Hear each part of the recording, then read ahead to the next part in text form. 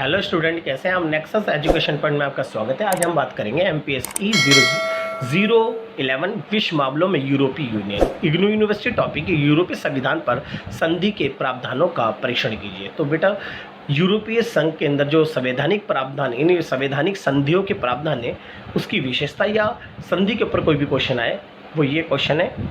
Most very important question है। चलिए बात करते हैं। यूरोपीय संविधान में एक प्रस्तावना, यानी यूरोपीय संविधान की अगर मैं बात करूं, उसमें एक संविधान में एक प्रस्तावना, 4 भाग, कई अनुबंध और घोषणाएं शामिल हैं। जैसे हमारे यहाँ पर है ना, अनुच्छेद, सूचियाँ, आर्टिकल्स हैं, भाग, ऐसे ही क्या है, वहाँ यूरोपीय संविधान में एक प्रस्तावना, 4 भाग, कई अनुबंध, यानी अनुबंध मतलब बहुत सारे समझौते और घोषणाएं शामिल हैं। यूरोपीय संघ की प्रस्तावना ये घोषणा करती है कि संघ यूरोपीय लोगों की सामान्य सांस्कृतिक, धार्मिक और मानवीय विरासत पर आधारित है। यानी इन्होंने बोला कि प्रस्तावना में कि जो यूरोपीय देश है, यानी संघ जो है, यूरोपीय संघ, वो यूरोप के देशों का एक गुट है और यूरोप की सामान्य सांस्कृतिक, धार्मिक और मानवीय विरासत पर आधारित है।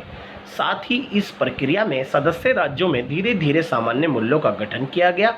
इन मूल्यों में संवैधानिक संधि में मानव गरिमा, स्वतंत्रता, लोकतंत्र, समानता, कानून का शासन, मानवाधिकारों का सम्मान आदि शामिल हैं।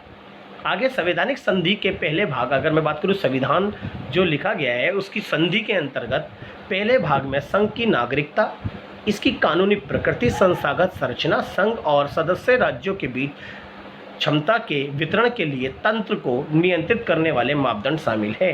तो इसमें शक्तियों का बराबर बंटवारा किया गया। अब बात करते हैं यूरोपीय संविधान में संधि प्रावधान क्या है। पहला, दूसरे भाग में यूरोपीय संघ के मौलिक अधिकारों के चार्टर का पूरा पाठ शामिल है, जिसे 7 दिसंबर 2000 को अपनाया गया। तो इसके अंतर्गत ये बात की गई है कि जो यूरोपीय संघ है, यानी संविधान है, संविधान के जो दूसरा भाग है, उसमें मौलिक अधिकारों को मान्यता दे दी गई और मौलिक अधिकारों की दिशा में वहाँ के नागरिकों को बिना किसी प्रकार की स्वतंत्रता और अधिकारों को प्रदान किया गया। और जो मौलिक अधिकार जो चार्टर में लिखे गए, वो लिखे गए 7 दिसंबर 2000 को।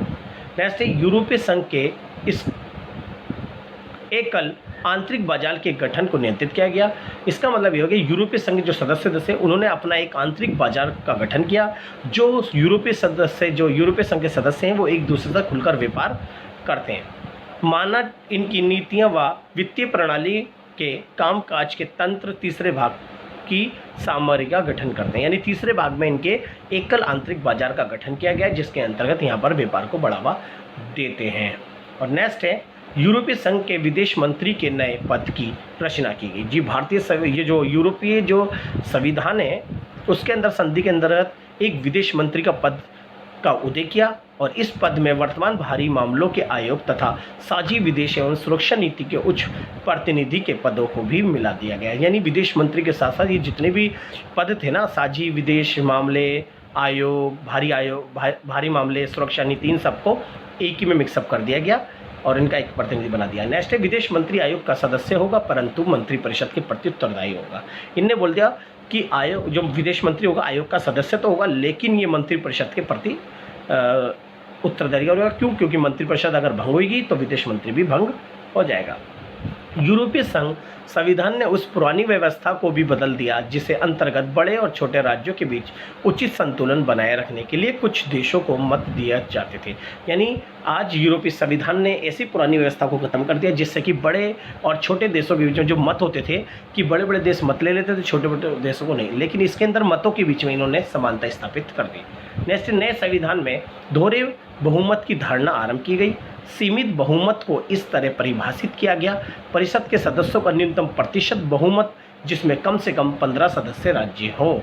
तो यहाँ पर नए संविधान में दोहरे बहुमत की धारणा आरंभ की गई और इसमें कह दिया गया, सीमित जो बहुमत होगा वो होगा आपका परिषद के सदस्यों का न्यूनतम 25% और कम से कम 15 सदस्य राज्य हो। यानी जो यूरोपीय संघ के जो सदस्य हैं, वो 15 सदस्य देश भी इसके फेवर में हो, वही होगा आपका सीमित बहुमत।